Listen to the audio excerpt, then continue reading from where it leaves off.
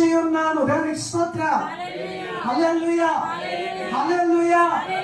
దేవుని బిడ్డరా, యెషయా గ్రంథములో ఈ మాటను దేవుడు తెలియపరుస్తా ఉన్నాడు. ఏమనంటే చూడండి, ఒక ఉన్నతమైన మాట ఉంటుంది. ఎవడు దీనుడై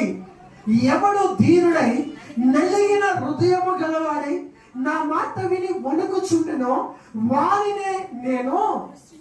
దేవుడు ఏం చేస్తాడట? గట్టి చెప్పాలి. ఏం చేస్తాడట?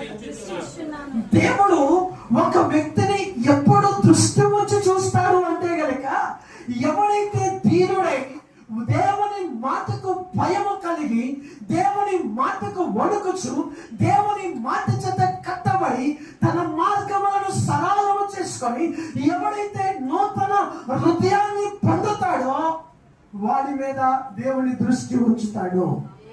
హల్లెలూయా. ఇక్కడ 3 విషయాలు మనం గమనించుదాం. చూడండి, ఒక్కొక్కటి నేను చదువుతున్నాను.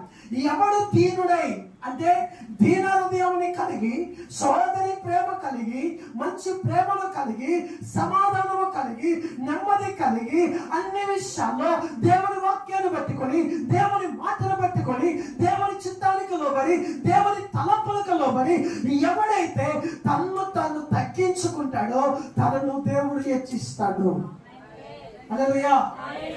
హెచ్చించడము కంటే దేవుని దృష్టి వాడి మీద ఉంటుంది. దీనుడు. అపోస్తలుడైన పౌలు మాట అంటాడు, చాలా ఇష్టం నాకు ఆ మాట. నేను చేయుటకు అన్నిటి మీద నాకు ఆధారము కలిగినను, అధికారము నాకున్నను, నేను అన్నీయును చేయను. దేవుని స్తోత్రం. హల్లెలూయా. దీనుడు. దేవునికి ఎవరిష్టం అంటే దీనులను దేవుడు ప్రేమించి అహంకారాలను ఎదిరిస్తాడట. హల్లెలూయా, హల్లెలూయా. దేవుని వాక్యం ఉంటుంది. ఏం చేస్తాడట? దీనులను ఆదరిస్తాడట, అహంకారాలు ఏం చేస్తాడు? ఎదుర్కొంటాడట, వాళ్ళని శత్రువులుగా చూస్తాడంటున్నాడు. ఇక అన్నాడు, ఎవడు దీనుడై. ఈ రోజు నీ జీవితంలో ఒక ఆశీర్వాదం, ఒక దీవెన, ఒక ఉన్నతమైన కార్యములు నీ జీవితంలో, అద్భుతములు, మేలు ఊహించినవన్నీ నీ జీవితంలో జరగాలంటే నువ్వు చేయాల్సిన పని ఏంటో తెలుసా? నువ్వు దీనుడుగా మారాలి, దీనురాలుగా మారాలి. అప్పుడు దేవుని దృష్టి నీ మీదకి వస్తుంది. హల్లెలూయా, హల్లెలూయా. ఈ రోజున దేవుని వాక్యము చేత నువ్వు బలపరచబడాలని ఆశపడుతున్నాను. నువ్వు ఎప్పుడైతే దీనుడిగా మారుతావో, దీనురాలిగా మార్చబడతావో. చూడండి, ఎస్తేరు వెళ్ళేటప్పుడు దీనురాలిగా వెళ్ళింది. తన స్థితిని బట్టలేదు, తన పరిస్థితిని బట్టలేదు, తనకున్న దానిని బట్టలేదు.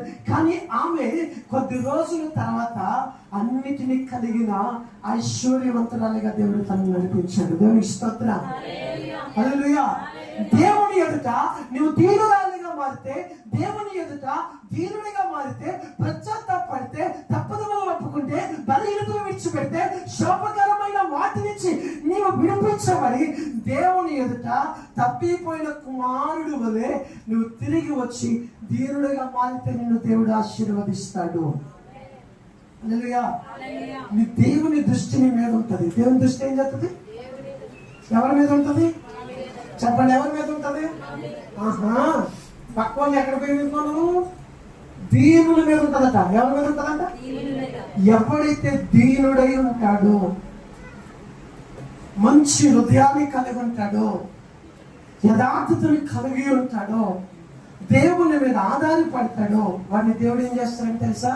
తన దృష్టి దేవుని మీద, అతని మీద ఉంచి దేవుని హస్తకృత్యముల చేత అవన్నిటిని జరిగిస్తాడు. దేవుని స్తోత్రం. హల్లెలూయా. ఇంకో మాట చూడండి, అక్కడ ఏమనంటాడంటే నలిగిన హృదయము గలవాడై. ఇంకెలా ఉండాలంట మనము? చెప్పండి, ఏ హృదయం కలిగి ఉండాలంట? గట్టి చెప్పాలి, ఏ హృదయం కలిగి ఉండాలంట? నలిగిన హృదయం అంటే నీకేదో కోరుకున్నది నీకు దొరకకపోతే ఏడవడం కాదు, నువ్వు అనుకున్న జాబు రాకపోతే ఏడవడం కాదు. నలిగిన హృదయం అంటే నువ్వు కొనుక్కోవాలనుకున్న వస్తువులు కొనుక్కోలేనప్పుడు కాదు. నలిగిన హృదయం అంటే నీ కుటుంబం వల్ల నువ్వు శోధించబడినప్పుడు కాదు. నలిగిన హృదయం అంటే ఏంటో తెలుసా? నువ్వు చేసిన తప్పుదముల కొరకు ప్రాయశ్చిత్తము నొందిన వాడివై ఉండాలి. హల్లెలూయా, హల్లెలూయా. నీవు చేసిన దేవునికి ఆయాసకరమైన వాటిలో ఏదైతే ఉన్నదో, దేవునికి వ్యతిరేకమైన ఏవైతే ఉన్నాయో,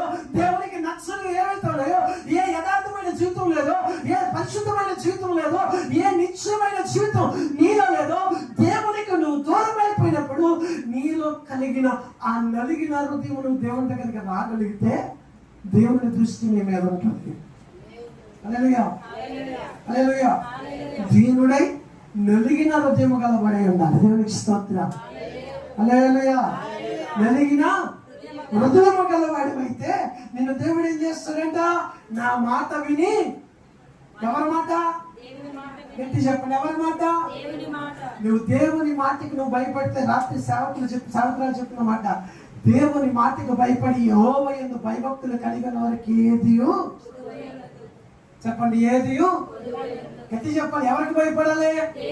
గట్టి చెప్పాలి, ఎవరికి భయపడాలి? నువ్వు దేవునికి భయపడినప్పుడు నువ్వు ఆశీర్వదించబడతావు. ఐ బిలీవ్, నేను నమ్ముతాను. నేను ఎప్పుడు నమ్మకపోయినా నా దేవుడు నన్ను చూస్తుందని ధైర్యంగా ఉంటాను. దేవునికి స్తోత్రం.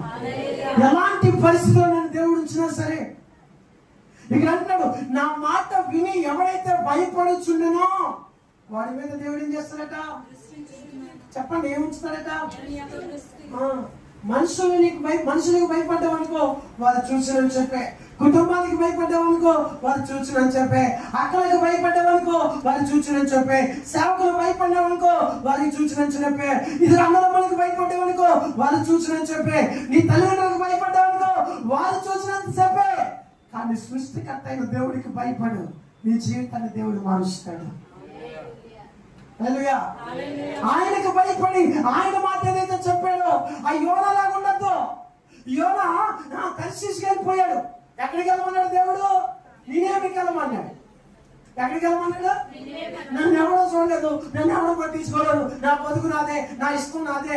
తాగితే పాత్రలు చూసారా, తాగితే కుటుంబాలు చూసారా, అది చేస్తే ఇది చూసారా, వీళ్ళు చూస్తే వాళ్ళు చూసారే కాదు. దేవుని బిడ్డరా, నేను చూడకపోయినా, కుటుంబం చూడకపోయినా, తల్లిదండ్రులు చూడకపోయినా, అన్నదమ్ములు చూడకపోయినా, స్నేహితులు చూడకపోయినా, తోటి విశ్వాసులు చూడకపోయినా, సృష్టికర్తగా నా దేవుడు నిన్ను చూచుచున్నాడు. యోనా అనుకున్నాడు, నేను ఎవరో చూడలేదు అన్నాడు. దేవుని మాటకు భయపడడం మానేశాడు, దేవుని మాటకు ఆగడం మానేశాడు, దేవుని మాటకు తీసుకోవడం మానేశాడు. కానీ సృష్టికర్త అయిన దేవుడు యోనాను చూసి యోనాను గద్దింపగా, దీనుడై దేవుని దగ్గర ప్రార్థించగా నశించిపోతున్న దాన్ని రక్షించడానికి దేవుడు పంపించాడు. హల్లెలూయా. నీవు కూడా నశించిపోతున్నావు, రక్షించడానికి నీకు ఆశ ఉంటే, నశించుచున్న జీవితాన్ని రక్షించాలని ఆశ ఉంటే, దేవుని మాటకు భయపడి వణుకుచు నిన్ను నీ జీవితాన్ని కట్టుకోగలిగితే నిన్ను దేవుడు దీవించును గాక. హల్లెలూయా. దేవుని మాటకు భయపడి అబేద్నెగో, షద్రకు, మిషకులు రాజుల మాటను కొట్టివేశాడు కాబట్టి అగ్నిలో పడవేసిన వారిని దేవుడు కాపాడాడు. ఈరోజు నిన్ను కాపాడును గాక. దేవుని మాటకు భయపడి వణుకుచు నిన్ను నీవు కట్టుకొని పరిశుద్ధతగా, యథార్థతగా నిన్ను నీవు దేవుని యొక్క రక్తము చేత నిన్ను నువ్వు కట్టుకోగలిగిన మనసు నీకుంటే, దేవుని మాట అంటది, విరిగి నలిగిన హృదయానికి దేవుడు ఆసన్నుడు. ఆమేన్. ఎలాంటి వాడంటే ఆయన? చెప్పండి, ఎక్కడ ఉంటాడట? ఎట్టి చెప్పాలి, ఎక్కడ ఉంటాడట? విరిగి నలిగిన హృదయము గల వారికి దేవుడు ఆసన్నుడు. నువ్వు కోల్పోయిన దాని గురించి